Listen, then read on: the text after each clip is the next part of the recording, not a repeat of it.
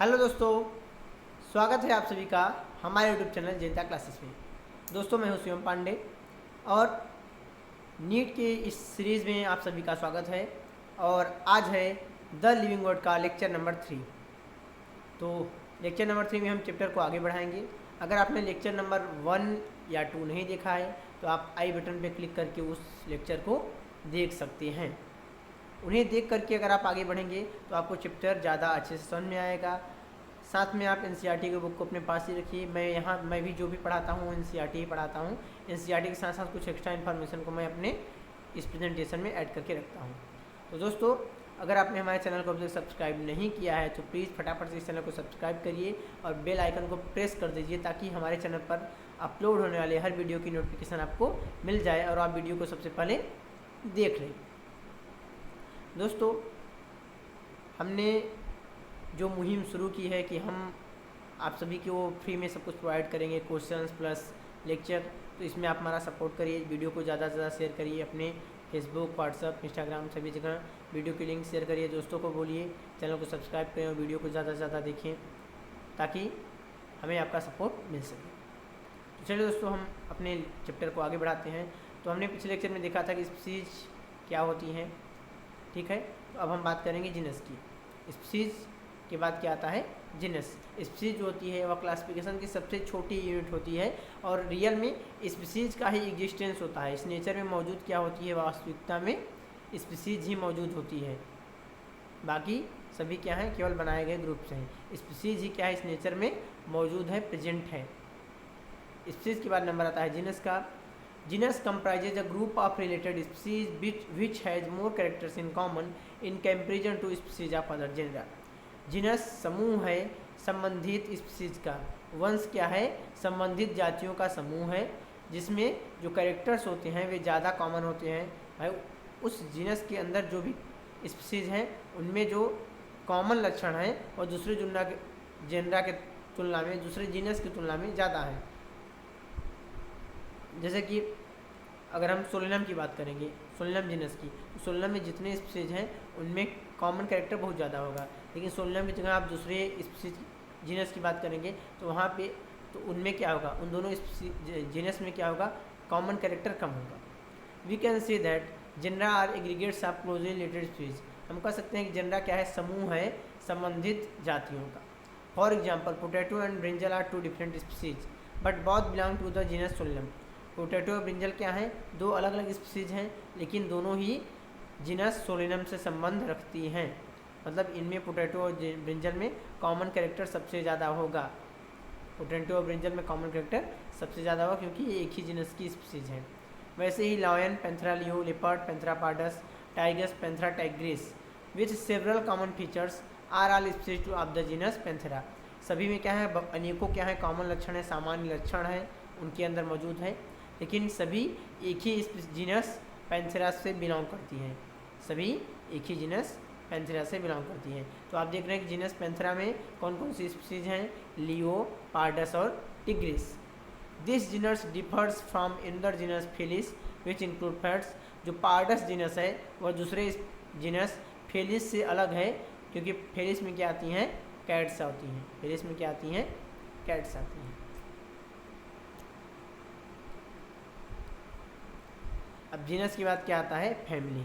Genus से बड़ी इकाई क्या है, फैमिली। तो हम कह सकते हैं कि फैमिली क्या है, ग्रुप ऑफ रिलेटेड जीनस है with still less number of similarities as compare to the genus and species. ये क्या है, संबंधित जीनस का एक समूह है, संबंधित वंशों का एक समूह है जहाँ पे जो कॉमन कैरेक्टर है वह जीनस या स्पीसीज की तुलना में कम है। क्योंकि जैसे जैसे हम आगे बढ़ते जाएंगे, जैसे जैसे हम बड़े ग्रुप की ओर जाएंगे, जो कॉमन लक्षण है वह कम होता जाएगा, कॉमन कैरेक्टर जो होगा वह कम होता जाएगा, जो दोनों के बीच में देखने को मिलता है। Families are characterized on the basis of both vegetative and reproductive features of plant species. अगर हम प्लांट स्पीसीज की फैमिली की बात करते हैं तो फैमिली को हम क्या करते हैं, उनके वेजिटेटिव और रिप्रोडक्टिव फीचर दोनों के आधार पर तय करते हैं। Among plants for example 3 different genera Solanum, Petunia and Datura are placed in the family Solanaceae. अगर प्लांट की बात करते हैं तो 3 अलग अलग जेनरा हैं, ठीक है, 3 अलग अलग वंश हैं, सोलेनम, पेटूनिया और धतूरा, जिनको फैमिली सोलेनेसिया में रखा गया है। Among animals for example genus Panthera comprising lion, tiger, leopard is put along with genus Felis in the family Felidae. तो अगर हम एनिमल्स की बात करते हैं तो जैसे जीनस है पैंथेरा, जिसमें लायन, टाइगर और लेपर्ड आते हैं, उनको हमने यहाँ पर एक दूसरे जीनस फेलिस के साथ फैमिली फेलिडी में रखा है। सिमिलरली उसी तरीके से if you observe the features of a cat and dog, और एक कैट और डॉग के कॉमन फीचर्स को देखते हो तो यू विल फाइंड, आप देखोगे उनमें कुछ समानताएं हैं and some differences as well, समानताओं के साथ साथ कुछ भिन्नताएं भी देखने को मिलेगी। They are separated into two different families, और भी क्या है वे अलग अलग फैमिली में रखे गए हैं, family Felidae and Canidae, family Felidae and Canidae, क्योंकि कैट क्या है फैमिली फेलिडे में है और डॉग किस में है फैमिली कैनिडे में है।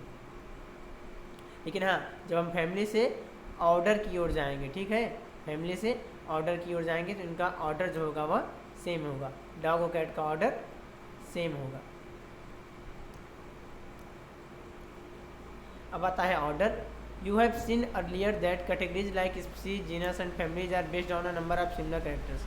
आपने पहले ही देखा कि जो जीनस है, स्पीसीज है, फैमिली है, एक सिमिलर कैरेक्टर के आधार पर क्या गए हैं, बनाए गए हैं और उन्हीं पे आधारित हैं। Generally order and other higher taxonomic categories are identified based on the aggregates of characters. ये जो ऑर्डर और दूसरे टेक्सोनॉमिक कैटेगरीज हैं, इनको हम पहचानते हैं कुछ कैरेक्टर्स के समूह पे के आधार पे, कुछ कैरेक्टर्स को कॉमन देखते हैं और हम क्या कहते हैं कि ये ऑर्डर है। Order being a higher category है बट एक बड़ी कैटेगरी होने के नाते is the assemblage of families which exhibit a few similar character. तो ये क्या है, उन परिवार, उन फैमिलीज का ग्रुप है, समूह है, जिनमें कुछ सिमिलर कैरेक्टर्स होते हैं, जिनमें कुछ कॉमन लक्षण होते हैं। The similar characters are less in number as compare to different genera included in family. अगर फैमिली या जेंडरा की बात करें तो वहाँ की तुलना में ऑर्डर में जो सिमिलर कैरेक्टर्स हैं उनकी संख्या कम हो जाएगी। जैसे जैसे आगे बढ़ेंगे सिमिलर कैरेक्टर्स घटते जाएंगे। Plant families like Convolvulaceae, Solanaceae are included in the order Polemoniales mainly based on the floral characters. जैसे कि प्लांट फैमिली है कॉन्वोल्यूसिया और सोलेनेसिया, उनको हमने ऑर्डर पॉलीमोनियल्स में रखा है फ्लोरल कैरेक्टर्स के आधार पर, फूलों के लक्षणों के आधार पर। The animal order Carnivora includes families like Felidae and Canidae. और हमने देखो जो डॉग की फैमिली थी वो कैनिडे थी, जो कैट की फैमिली थी वो फेलिडे थी। अब उन दोनों को हमने एक साथ रख दिया ऑर्डर कार्निवोरा में, सभी क्या है मांसाहारी हैं। तो अब आपको यहाँ पे अब सिमिलरिटी और कम होती दिख गई। ऑर्डर के बाद आता है class. This category includes related orders, for example order Primata comprising monkey, gorilla and Gibbon is placed in class Mammalia along with order Carnivora that includes animals like tiger, cat and dog. Class Mammalia has other orders also. अब class क्या है, यह संबंधित orders का एक समूह है, संबंधित ऑर्डर्स का एक समूह है। हम कह सकते हैं कि group of order is called class. For example उदाहरण के लिए जो ऑर्डर प्राइमेटा है उसमें मंकी, गोरिल्ला और गिब्बन आते हैं। ऑर्डर प्राइमेटा में मंकी, गोरिल्ला और गिब्बन आते हैं, इसको हमने क्लास मेमिलिया में रखा है दूसरे ऑर्डर कार्निवोरा के साथ, दूसरे ऑर्डर कार्निवोरा के साथ, जिसमें दूसरे एनिमल शामिल हैं जैसे कि टाइगर, कैट और डॉग।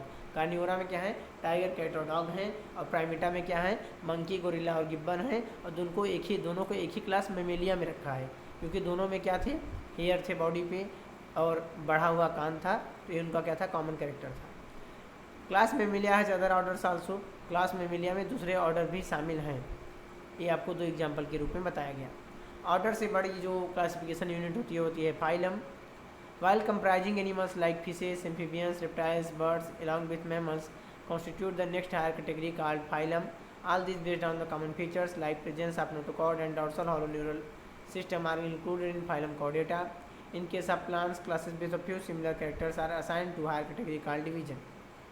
तो जब क्लासेस का एक समूह बनाते हैं, जैसे कि क्लासेस हैं जैसे कि एनिमल्स में फिशेस हैं, एम्फीबियंस हैं, रेप्टाइल्स हैं, बर्ड्स हैं, तो इन और मैमल्स, इन सभी को जब हम अगले हायर लेवल कैटेगरी पे रखते हैं, अगले हाई कैटेगरी पे रखते हैं, तो ये सभी एक ही फाइलम में आते हैं, सभी एक ही फाइलम में आते हैं जिसका नाम है कॉर्डेटा। और हम उन्हें उनके कॉमन फीचर जैसे कि प्रेजेंस ऑफ नोटोकॉर्ड, उनमें नोटोकॉर्ड प्रेजेंट होता है, डॉर्सल हॉलो न्यूरल सिस्टम होता है, इसके आधार पर, यही सिमिलरिटी के आधार पर उन्हें किस में रखते हैं, फाइलम कॉर्डेटा में रख देते हैं। ऐसे अगर प्लांट की बात करते हैं तो प्लांट्स में जब कुछ सिमिलर कैरेक्टर होता है तो उन्हें एक अगली हायर कैटेगरी डिवीजन, क्लास के बाद प्लांट्स में फाइलम ना बोल के हमको क्या बोलते हैं, प्लांट्स के लिए डिवीजन बोलते हैं, प्लांट्स को डिवीजन में रख दिया जाता है। और डिवीजन से बड़ी जो यूनिट है वो क्या है, किंगडम। डिवीजन से बड़ी क्या है, kingdom. All animals belonging to various phyla are assign to the highest category called kingdom. सभी जो एनिमल्स हैं जो अलग अलग फाइलम में बिलोंग करते हैं उन्हें सबसे हाई उस पर रखा जाता है, फाइलम पे। जैसे कि हम अगर किंगडम एनिमलिया की बात करें तो यहाँ पे ढेर सारे फाइलम हैं, phylum Porifera, Coelenterata, Ctenophora, Annelida, arthropoda, Mollusca, Echinodermata, ठीक है, हेमिकॉर्डेटा, यूरोकॉर्डेटा और कॉर्डेटा, ढेर सारे इतने फाइलम हैं किंगडम एनिमलिया के अंदर। तो जब एक फाइलम की किंगडम की बात करते हैं तो वहाँ पे सभी जो एनिमल्स हैं वे अलग अलग फाइला के वे सबसे हाईएस्ट कैटेगरी किंगडम में रखे जाते हैं।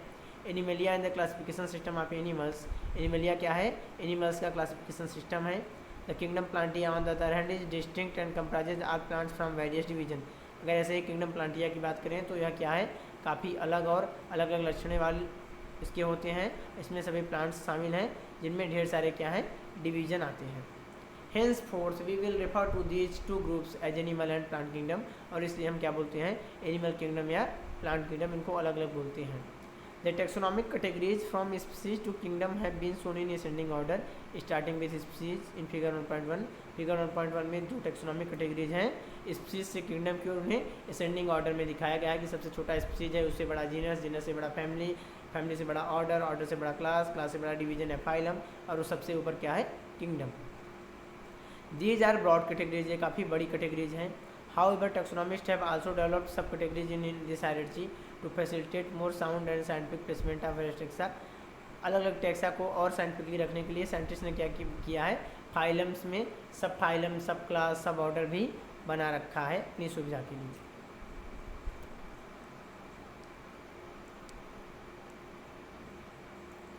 अब आता है फाइलोजेनी। अब क्या आता है, फाइलोजेनी।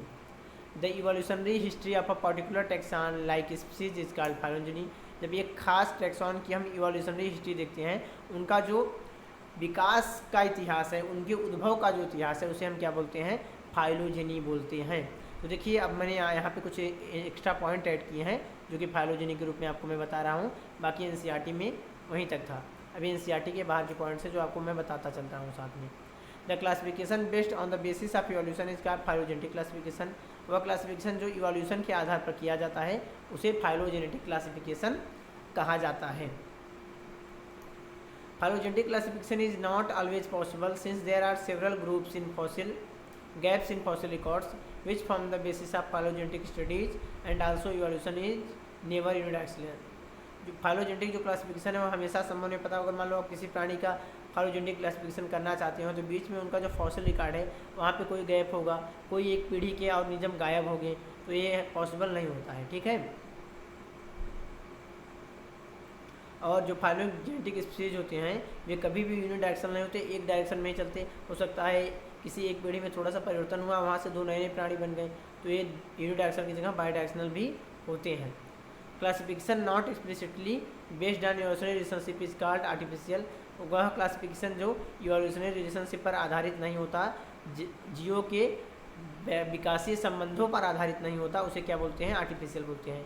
एग्जाम्पल के तौर पे organisms are grouped according to usefulness economic plants. हमने अपने फायदे के हिसाब से प्राणियों को क्या बनाया, समूह में रख दिया गया, उनके अपने उपयोग के हिसाब से हमने इकोनॉमिक प्लांट्स अलग बनाए, ठीक है। साइज के हिसाब से हर्ब, सब और ट्री नाम दिया, कलर के हिसाब से फ्लावर्स नाम दिया, इकोलॉजिकल रोल के हिसाब से हमने देखा कि जो ग्राउंड को कवर करते हैं वो अलग, ठीक है, एंड सो फोर्थ, और बहुत सारी कुछ। फाइलोजेनी की बात आता है 3 डोमेन्स ऑफ लाइफ। जीवन के 3 डोमेन्स होते हैं। All life can be divided into 3 domains. सभी जीवन को हम 3 अलग डोमेन में डिवाइड कर सकते हैं। Which tell you the type of cell inside an organism, जो आपको बताता है कि एक किसी भी प्राणी के अंदर किस प्रकार की कोशिकाएं मौजूद होती हैं। तो 3 domains are Archaea, Bacteria and Eukarya. 3 domains क्या क्या हैं, आर्किया, बैक्टीरिया और Eukarya. It is proposed by Carl Woese. ये किसने दिया था, कार्ल वुज ने दिया था 1919 में। वो also propose the 6 kingdom classification for living organism. 1969 में 5 किंगडम क्लासिफिकेशन सिस्टम आया और 1990 में 6 किंगडम क्लासिफिकेशन आया। किसने दिया, कार्ल वुज ने दिया। इन्होंने डोमेन्स आर्किया जो है, ठीक है, वो क्या क्या थे, आर्किया, यू बैक्टीरिया, यूकैरिया, ठीक है। तो आर्किया में आर्की बैक्टीरिया आता है, यू बैक्टीरिया में मोनेरा आता है, यूकैरिया में प्रोटिस्टा, माइकोटा, प्लांटिया और एनिमलिया आते हैं।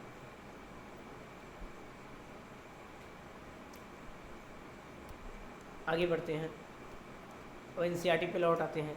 Look at the hierarchy in figure 1.1। Figure 1.1 में आप हायरार्ची को देखिए किस तरीके से ऑर्डर में स्पीसीज जीनस हैं।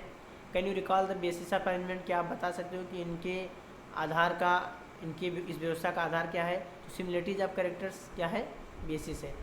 से for example as we go higher from species to kingdom the number of common characters goes on decreasing.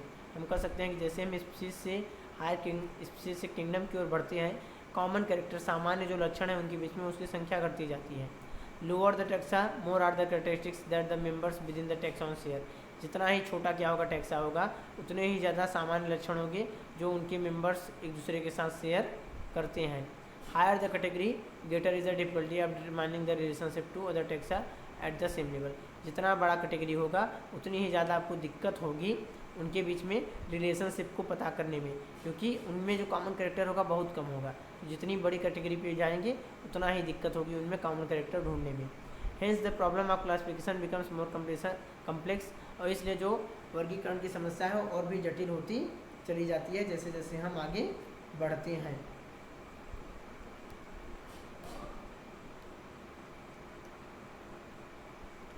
अब आता है टैक्सोनॉमिकल एड्स। अब क्या आता है? Taxonomical aids. Taxonomic studies of various species of plants, animals and other organisms are useful in agriculture, forestry, industry and in general in knowing our bioresources and their diversity. जो taxonomic studies है, वर्गीकरण का जो अध्ययन है अलग अलग जातियों का इस पृथ्वी पर, जैसे कि प्लांट्स हैं और एनिमल्स हैं या दूसरे जो प्राणी हैं जो कि हमारी खेती में फ़ायदेमंद हैं, हमारे फॉरेस्ट्री में जंगलों के लिए फ़ायदेमंद हैं, इंडस्ट्री में फ़ायदेमंद हैं, या फिर अपने हम जैविक संसाधनों को या उनकी विभिन्नता को जानने में जो मदद करती हैं। तो टैक्सोनॉमिक स्टडीज़ हमें इन सभी चीज़ों में मदद करती है। उसकी मदद से आप प्लांट, एनिमल्स, दूसरे ऑर्गेनिज्म के बारे में जान सकते हैं, खेती के बारे में, इंडस्ट्री के बारे में और बहुत सारे कामों में। These studies would require correct classification and identification of organism. और इन अध्ययनों में हमें सही से वर्गीकरण चाहिए और किसी भी प्राणी का सही से पहचानना बहुत ज़रूरी होता है। Identification of organisms requires intensive laboratory and field studies. और पहचानने के लिए हमें क्या ढेर सारा हमें लेबोरेटरी चाहिए, ठीक है, प्रयोगशाला चाहिए और फील्ड स्टडीज, आपको बाहर के क्षेत्रों का भी आपको ज्ञान होना चाहिए, तभी आप आइडेंटिफिकेशन कर सकते हो। The collection of actual specimen of plant and animals species is the essential and is the prime source of taxonomic studies. किसी भी पौधे का जो कि वास्तविक स्पेसिमेन का जो संगठन होता है, संग्रहण जो होता है, ठीक है, वो चाहे प्लांट का हो चाहे एनिमल का हो, वह बहुत ही आवश्यक है। आपको वास्तविक स्पेसिमेन अगर आप नहीं दिखोगे तो आप पहचानोगे कैसे? और टैक्सोनॉमी के अध्ययन के लिए क्या है? मुख्य स्रोत है। ये क्या है? मुख्य स्रोत है, क्योंकि आप एक्चुअल स्पेसिमेन से उसको क्या करते हो? पहचानते हो। These are also fundamental to studies and essential for training in systematics. इस अध्ययन के क्या है? आधार हैं और सिस्टमेटिक्स में किसी को ट्रेंड करने के लिए बहुत ही आवश्यक है, सिस्टमेटिक्स को पहचानने के लिए बहुत आवश्यक है। It is use for classification of an organism and the information gathered is also stored along with the specimen. Specimen का इस्तेमाल हम किसी भी प्राणी के वर्गीकरण के लिए करते हैं और जो भी सूचना हमको मिलती है उसे हम उस स्पेसिमेन के साथ स्टोर करके रखते हैं, संग्रहित करके रखते हैं। उसके बारे में जो भी पता होता है सब उसके साथ लिख के रखते हैं। In some cases the specimen is preserve for future studies. बहुत सारी परिस्थितियों में स्पेसिमेन को हम भविष्य के अध्ययन के लिए भी रखते हैं, सुरक्षित रखते हैं। Biologist have established certain procedures and techniques to store and preserve the information as well as the specimen. जो जीव वैज्ञानिक हैं उन्होंने स्पेसिमेन को या उसके इंफॉर्मेशन को प्रिजर्व करने के अनेकों तरीके बताए हैं। Some of these are explain to help you understand the uses of these aids. इनमें से कुछ जो हैं वे आपको नीचे बताए गए हैं ताकि आप इन एड्स का उपयोग कर पाएँ। कौन कौन से तरीके हैं जो कि टैक्सोनॉमी में आपको मदद पहुंचाते हैं। सबसे पहले आता है हर्बेरियम। क्या आता है? Herbarium. Herbarium is a storehouse of collected plant specimens that are dried, pressed and preserved on sheets. ये क्या है? इकट्ठे किए गए सुखाए हुए पौधे के स्पेसिमेन हैं जिन्हें सुखाया गया है, प्रेस करके चिपका के रखा गया है और कागजों पे चिपका के रखा गया है, कागजों पे चिपका के और प्रिजर्व करके रखा गया है। फर्दर आगे, these sheets are arranged according to a universally accepted system of classification.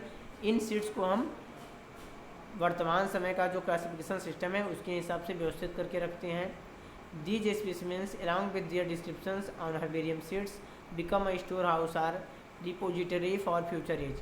ये जो स्पेसिमेन है, जो प्लांट्स के पत्तियां हैं और जिन पे हम इनका सब कुछ लिखे हैं, विधिवत का सारा विवरण लिखा गया है, डिस्क्रिप्शन लिखा गया है हेर्बेरियम शीट पे, वे क्या बन जाती हैं, भविष्य में अध्ययन करने के लिए एक सपोर्ट का काम करती हैं, स्टोर हाउस का काम करती हैं कि उस प्लांट के बारे में जानना है तो उसका हेर्बेरियम उठा के देखो, वह उसका नाम क्या है, कब खोजा गया, ठीक है, साइंटिफिक नेम क्या है, दिखने में कैसा है, सब कुछ आपको पता चल जाएगा। The herbarium sheets also carry a label providing information about date and place of collection, English, local and botanical names, family, collector's name etcetera. Herbaria also serve as quick referral systems in taxonomical studies. जो herbarium sheet होती हैं इनमें एक label लगा होता है जो कि सूचना देती हैं इस चीज़ का कि उस स्पेसिमेन को किस डेट पर लिया गया, ठीक है, और किस स्थान से लिया गया। वहाँ पे एक लेबल लगा होता है जिसमें क्या लिखा होता है, किस डेट पे लिया गया, किस स्थान पे लिया गया, इंग्लिश नेम क्या है, लोकल नेम क्या है, स्थानीय नाम क्या है, बोटेनिकल नेम, साइंटिफिक नेम क्या है, फैमिली क्या है उसकी, और कलेक्टर का नेम क्या है। इतनी इन्फॉर्मेशन उस लेबल पर लिखा हुआ होगा। तो आप याद कर लीजिए हेर्बेरियम शीट पे क्या क्या लिखा होगा, date of collection, place of collection, English name, local name, scientific name, family name और कलेक्टर नेम, जिस व्यक्ति ने उसे इकट्ठा किया। और हेर्बेरिया जो होते हैं एक क्विक क्या है रेफरल सिस्टम है, मतलब किसी प्लांट का अध्ययन करना है तो आप एक उसका हेर्बेरिया देख लो, आपको उसके बारे में सब कुछ पता चल जाएगा। हेर्बेरियम के बाद आता है botanical gardens. These specialized gardens have collections of living plants for reference. ये जो स्पेशल बोटेनिकल गार्डन होते हैं इनमें कलेक्शन होता है लिविंग प्लांट का, यहाँ पे जीवित पौधे रखे गए होते हैं देखने के लिए। Plant species in these gardens are grown for identification purpose and each plant is labeled indicating its botanical or scientific name and its family. पौधों को क्या किया जाता है, बोटेनिकल गार्डन में उगाया जाता है केवल पहचानने के लिए, केवल आइडेंटिफिकेशन पर्पज़ के लिए वहाँ पे पौधों को उगाया जाता है।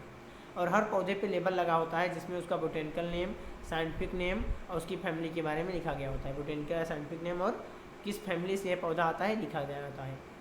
The famous botanical gardens are, जो प्रसिद्ध बोटेनिकल गार्डन है वो क्या है, क्यू है इंग्लैंड में, इंडियन बोटेनिकल गार्डन है हावड़ा में इंडिया में, और नेशनल बोटेनिकल रिसर्च इंस्टीट्यूट है लखनऊ में इंडिया के अंदर। अब आता है museum. Biological museums are generally set up in educational institute such as schools and college. जो बायोलॉजिकल म्यूजियम्स होते हैं उन्हें सामान्यतः एजुकेशनल इंस्टीट्यूट जैसे कि स्कूल या कॉलेज में रखा जाता है, बनाया जाता है। Museums have collections of preserve plant and animal specimens for study and reference. Museum में सुरक्षित, मरे हुए, सुरक्षित, ठीक है, बचा के रखे गए पौधे और जानवरों का स्पेसिमेन होता है जो कि भविष्य के अध्ययन और दिखाने के लिए होता है। Specimens are preserved in the containers or jars in preservative solution. तो जो स्पेसिमेंस होते हैं उन्हें हम जार या कंटेनर्स में प्रिजर्वेटिव सॉल्यूशन में करके रखते हैं। प्रिजर्वेटिव सॉल्यूशन क्या होता है, फार्मेलिन होता है, फार्मेल्डिहाइड होता है। फार्मेल्डिहाइड के अंदर उसको डिबो के रखा जाता है जिससे वह सालों तक खराब नहीं होता, मरे हुए एकदम नेचुरल वैसे ही दिखते हैं। Insects are preserved in insect boxes. Insect को इंसेक्ट बॉक्सेस में रखा जाता है, ठीक है। After collecting, killing and pinning, उन्हें क्या करते हैं, कलेक्ट करते हैं, मारते हैं और पिन लगा के बॉक्स में रख देते हैं। Larger animals like birds and mammals are usually stuffed and preserved. जो बड़े एनिमल्स हैं जैसे कि पक्षी हैं, मैमल्स हैं, उन्हें स्टफ किया जाता है, उनके अंदर एक कोई कुछ भर दिया जाता है और तब बचा के रखा जाता है। Museums often have collection of skeletons of animals too. Museums में जानवरों की हड्डियों का, कंकाल का ढांचा भी देखने को मिलता है, रखा जाता है। Zoological parks, these are the places where wild animals are kept in protected environment. ये ऐसे स्थान है जहाँ पे हम जंगली जानवरों को एक सुरक्षित वातावरण में रखते हैं under human care and which enable us to learn about their food habits and behaviour. हम उन्हें मनुष्य की निगरानी में रखते हैं जिससे कि हम उनके खाने पीने की आदतों के बारे में, उनके व्यवहार के बारे में जान पाते हैं। All animals in a zoo are provided as far as possible the condition similar to their natural habitat. सभी जानवरों को चिड़ियाघर में वैसे ही माहौल देने की कोशिश की जाती है जैसा कि उनका प्राकृतिक आवास होता है, बिल्कुल वैसा ही उनके लिए सब कुछ बनाया जाता है। Childrens love visiting this parks commonly called zoo. बच्चे ऐसे पार्कों में घूमना पसंद करते हैं जिन्हें सामान्यतया जू कहा जाता है, चिड़ियाघर कहा जाता है। अब आता है की is another taxonomical add used for identification of plants and animals based on the similarities and dissimilarities. की क्या है, चाबी एक दूसरी टेक्सोनॉमिकल ऐड है, वर्गीकरण करने में मदद पहुंचाने वाली की है इसका उद्देश्य होता है आइडेंटिफिकेशन, पहचानना, किसी प्लांट या एनिमल्स को पहचानने में उनके सिमिलरिटीज और डिसिमिलरिटीज के आधार पर, उनके समानताओं और असमानताओं के आधार पर उन्हें पहचानते हैं। The keys are based on the contrasting characters generally in a pair called couplet. एक की क्या होता है, कपलेट होता है जहाँ पे कंट्रास्टिंग कैरेक्टर होते हैं, विपरीत लक्षण होते हैं।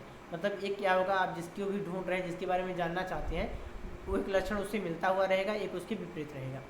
It represents the choice made between two opposite options. यहाँ पे आप क्या करेंगे, दो अपोजिट ऑप्शन में एक चॉइस अपना लेंगे, एक सही ऑप्शन चुनेंगे।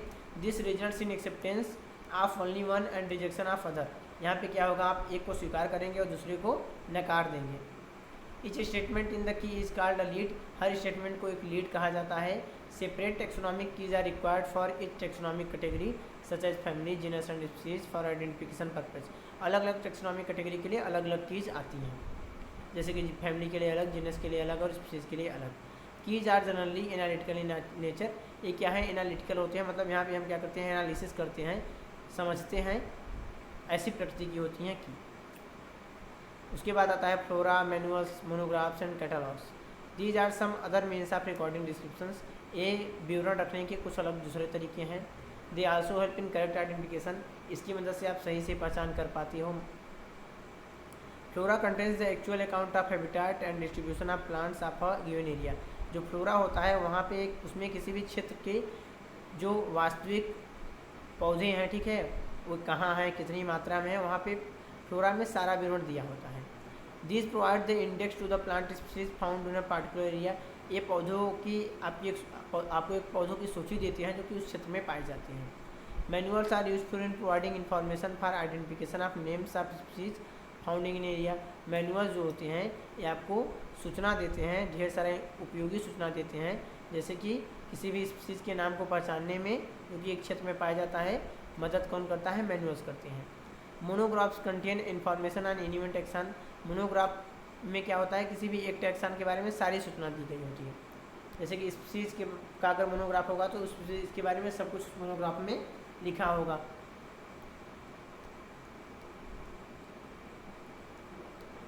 तो इतना था आपका एनसीईआरटी, और यहीं पे आपका एनसीईआरटी खत्म होता है, समाप्त होता है। एनसीईआरटी में जो भी इंफॉर्मेशन थी वो हमने डिस्कस कर ली, और चैप्टर 1 द लिविंग वर्ड यहीं पे समाप्त होता है। तो चैप्टर खत्म हो गया। अगर आप सभी को वीडियो अच्छा लगा तो प्लीज़ इसको लाइक करिए, शेयर करिए अपने दोस्तों के साथ, ताकि हमें सपोर्ट मिल सके, हमें यह महसूस हो कि हाँ आप हमारे साथ हैं। वीडियो को ज़्यादा शेयर करेंगे, ज़्यादा से ज़्यादा व्यू आएंगे तो भी हमें यह बात पता चलेगी। साथ ही कमेंट भी करिए कि वीडियो कैसा है, आपके लिए कितना फ़ायदेमंद है। अपना नाम वीडियो में कमेंट करके बताइए कमेंट बॉक्स में, और आई बटन में लेक्चर 1 और 2 ज़रूर देखिएगा, कमेंट करके बताइए। साथ ही आप हमसे पर्सनली भी डाउट पूछ सकते हैं हमारे व्हाट्सअप नंबर पे आकर के। तो आपको व्हाट्सअप नंबर डिस्क्रिप्शन बॉक्स में दिया गया है, वहाँ से भी आप पर्सनली डाउट्स पूछ सकते हैं। Thanks for watching. फिर मिलेंगे अगली वीडियो में, और लेक्चर खत्म हो गया है तो आपको जल्दी जल्दी सारे क्वेश्चंस भी करा दिए जाएंगे और अगला चैप्टर भी स्टार्ट कर दिया जाएगा। गुड बाय दोस्तों।